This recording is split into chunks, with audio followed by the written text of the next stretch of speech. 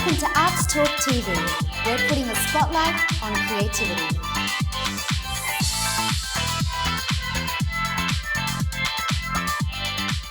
Hi, I'm Karina Lawrence and welcome to Arts Talk TV. Next up on the show, we welcome Australia's leading choreographer, creative director and producer, Mr. Marko Panzic. Yay. He's in the house. I'm in the house. I'm excited. So great to have you here. Thank you so much for coming on the show. You've choreographed for many music videos and platinum selling songs, including We Run the Night, Raining Diamonds, Crazy and Do It Like That with Ricky Lee, Pop a Bottle and Can I Get a Moment with Jessica, who obviously you've talked about. What's it like working with those artists? How much creative control do you guys get to collaborate together? Or do they come with a formula and then they go, enhance that, Marko, for example? It's always quite different. Like the artists, you've either got very headstrong artists that are like, this is what I want, this is the direction, or someone like Jess, she knows what she wants, but she's so collaborative. And I think what I love about Jess as an artist is she trusts everyone on the team. And that's something, I'm very collaborative. If I'm hiring a director, if I'm hiring someone, or if I'm in a room with people, I trust people in their roles. They're in that role for a reason. I don't see it's my job to tell someone else how to do their job. I find it really good in terms of art that you're not kind of dictating to people how to do their job, but if you bring everyone in, it kind of makes a brilliant result. Other artists, you sometimes can walk in and they have no idea, like, oh my God, I've never moved before, so you have to like start from square one. But the regular touch film clip, we went to Queenstown and they put us on an ice truck and took us to the remarkable mountains right up the top. And it was Morgan Choice and Rob McLean were backup dancers, and they had to dance on a mountain in the snow. And that was another moment that I was just like, am I on like the most incredible mountains in Queenstown, getting paid to do what I love? Once again, Vera was just so wanted to learn. And I find that with a lot of Australian artists, they want to be better. They can always be better. Where when you're dealing with Americans, it's a bit more like, I'm better already, don't tell me to be better. So even when I was working on The Voice and there's 4 different coaches, the way I would approach each coach, it was almost like I had 4 personalities. And you have to read people. I think it's really important to like know when to just step away or know when someone wants to be talked to. I don't go in with artists going, go, let's do this. My first thing is sing me a song. It's your story. I'm not gonna go in there and tell you how to move to your story. And the artist first is like, what do you mean? I'm like, just perform to me like you'd perform it. You need to introduce yourself to me. Like I need to know what naturally moves in your body, because I feel like sometimes you stop the art when I put on, okay, so we're just going 1, 2 straight away, because you've ultimately ignored what they naturally can do. It's not that organic process too. I remember Ricky, the first time I did do a dance class with her, she's a tall girl. She's got long arms. And she came in, she's like, I'm daggy, I'm tall, like I can't be. And I'm like, Ricky, every dancer would die for your height. I think she's now like this tall goddess, and it's all confidence, everything, even dancers, even people training, everyone. It's like, as soon as you believe it, people will believe it. Have you ever dealt with moments where you've doubted yourself, or, you know, you're human as well? I definitely have. There's a lot of times that it's like overwhelming a lot that I'm just like, what do you do in those moments? Like, do you have like a little formula now? Everything's come from a moment of silence. I'm not a meditator, I can't do it. I wish I could be like, but if I close my eyes just then, I thought of everything I have to do. So I'm like, I'm not closing my eyes unless I'm sleeping. I love TV, I love movies, I love Netflix. Trying to find normality of, even if I get overwhelmed, I'm like, I'm just gonna go to Woolworths and I'm just gonna shop through the aisles with a trolley and feel normal. Let's talk about what you've creatively directed. DJ Havana Brown's Support Act, production for Chris Brown Fame Tour. I got a call from Universal and they said, hey, there's this new artist, Havana Brown, do you wanna choreograph for her? There's like this many dollars. don't really want to do it. It was like, you know, so I said no. And then I spoke to Katie and we were talking. She was like, well, it's up to you. You could just use the money, pay the dancers, and you just do it for the footage. And I was like, well, I'm still young. Like, I'm happy to do that. Dancers, are you happy with this, da-da-da? Then I went back and I was like, okay, I'm happy. Can we just get to this cost so I can pay the dancers? Rang back and luckily they hadn't found anyone else. And they're like, yep, okay, great, lock it in. So this, I'm pretty sure this was Tuesday and we're shooting on Friday. Oh, wow. Like, it's that quick. So then she's like, great, meet the director tomorrow in the studio at Triple Menace. So rock up to the studio, Benjay's there. He's like, rah, rah, like director, like he's so passionate, everything. We put it all together, all happens. I remember meeting her going, wow, you're gonna be a superstar. Like, she just looked like a superstar.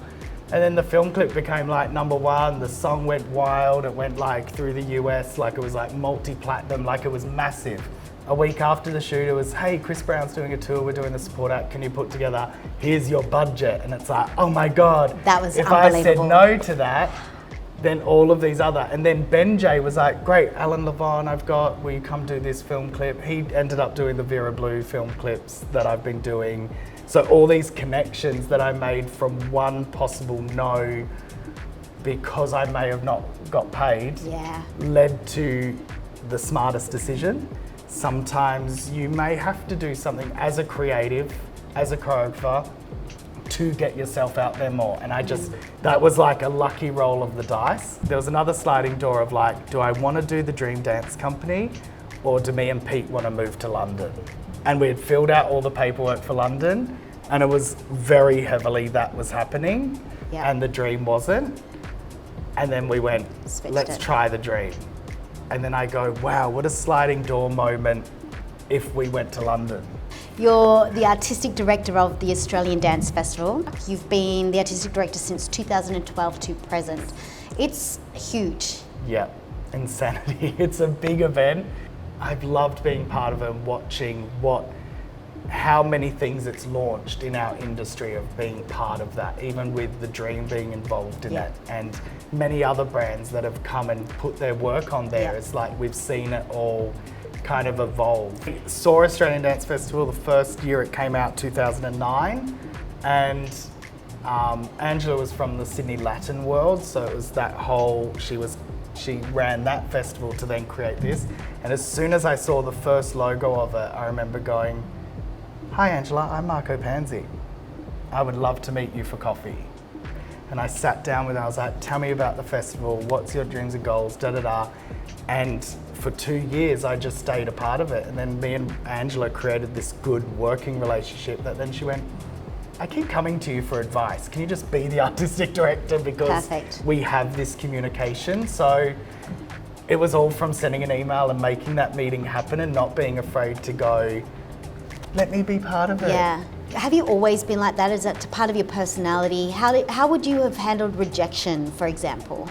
Like, it was the same thing of like the fire. When I get rejected, it's like, it makes me work harder. Because I feel like as you get older, you get less confident, which is funny. You get a bit more judgy. You do doubt yourself a lot more. And I look at myself in my 20s, I was like, wow, I was so ballsy in just going, if I wanted something, I would just approach it and not be afraid to know my worth and go, I should be involved.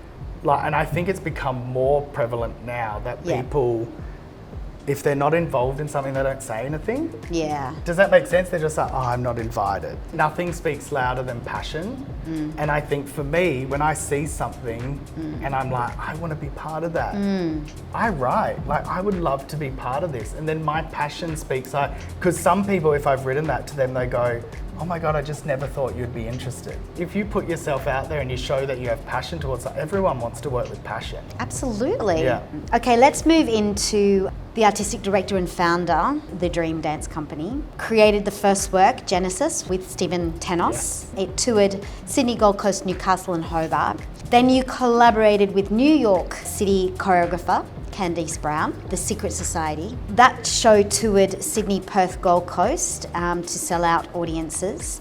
Then you joined forces with Sarah Bolter with Enter the Vortex. Because I'm the biggest Sarah Bolter fan, just her as a person, and just to even give someone that you admire that opportunity to create was so special for me. And even those dancers at that point, like Dayton and Eden and Neil, and gosh, what she created in those dances and the athleticism and it just, you know, yeah. With that one, you toured Sydney, Perth, Adelaide, Bundaberg, Gold Coast, Canberra, Wellington, New Zealand. Yeah. So progressing, and then we get to Goddess, which was Caitlin Watson's. A little Caitlin intimate one, Untold, with like Salavai and James Fenwick. Yes. You were around in that time when Genesis happened because no one had seen anything like that before. Yeah. It was just off the back of So You Think You Dance. The most incredible, when you look at that lineup of who was in Genesis to where they are now, Yeah. it's like your Lauren Seymour, your Kat Santos, your Joe Donovan, your Jow, who is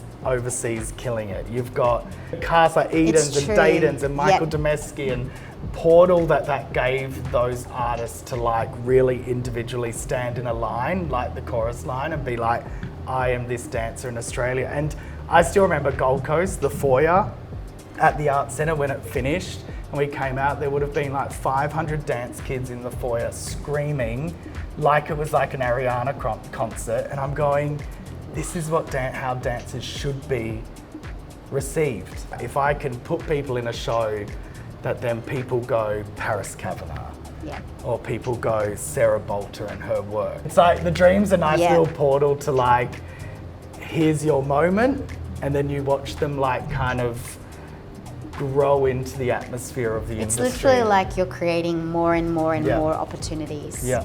You've also created a nationally recognized training program, Show Business. What I love about it is we focus on the show and the business.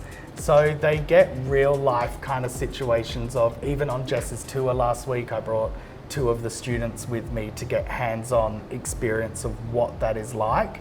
And then at ADF, they're coming to like work the backstage and the sound and because I feel like we need to ultimately not just teach steps. I like to equip dancers with going, okay, great, you want to be a dancer? What's your brand? Who are you? How do you write an email? What's your ABN? You done your taxes? Do you know about insurance? Do you know about public liability? Do you know about workers' comp? Do you know about like, we as institutions are teaching amazing things about the entertainment industry of dance and passion and steps and everything, but it's like, but if we don't know how to translate that into business and we don't know how to translate it to the people that are going to supply money to dance, Yeah. it's a dying art form. A smart dancer will always work. Perfect. That school is important, maths is important. Because when you read that contract, you need to know what's going on. It's great, you may have an agent doing it, but you need to understand what's in Yeah. that contract for you to fulfill it. Otherwise you can get taken advantage of, right? Exactly. I always think it's important to be a dancer plus something, Yeah. because the plus something is going to fund your dream. Marko, we have a little fun segment on our show called Shutter Speed Challenge. I've got a sneaky suspicion you're going to kind of be okay with it. Last song you listened to? Jessica Malbo, just throw it Yeah, in. Jessica Malboy, Glow. What's your favourite thing about being creative? The rehearsal room. Person you'd most like to meet? Michael Jackson came to my head, but it's not going to happen. Lady Gaga. Okay, what would you say to her? Just play the piano for me and sing. What is the last piece of art that really affected you? Jessica Malboy singing. If you had to label creativity with a colour, what colour would you choose? Blue came into my head. What would you mostly miss about the arts? Community. The moments when everyone's together. What's on your bedside table? Probably chocolate. We're getting the weakness Actually. now. Really, literally. I shouldn't have chocolate. It should be an apple. Okay, what chore do you most dislike doing? Making the bed. Okay. I don't do it. I've never done it. My mum's done it now. Pete does it. I'm bad at making it. I'm just like, we're going to get back into it. And Pete's like, how dare you? Okay, in one word, what does the arts mean to you? Everything. Nailed it! Marko Panzic, it has been, seriously, I could sit and chat with you for days and days on end, and with your experience and expertise, we are so lucky to have everything that you have gifted. Your outlook on life, your energy, your essence, your desire, your passion. We're really grateful to have you on the show. Thank you It's gonna so make me much. emotional. Honestly, I have to say thank you so much, because even going through this and reflecting things, I think as an artist at times you don't stop and look Take it at your in. work or even remember moments. Yeah. And there was a lot of moments that I kind of got emotional thinking Yeah. back. And thank you for taking me down memory lane. Pleasure.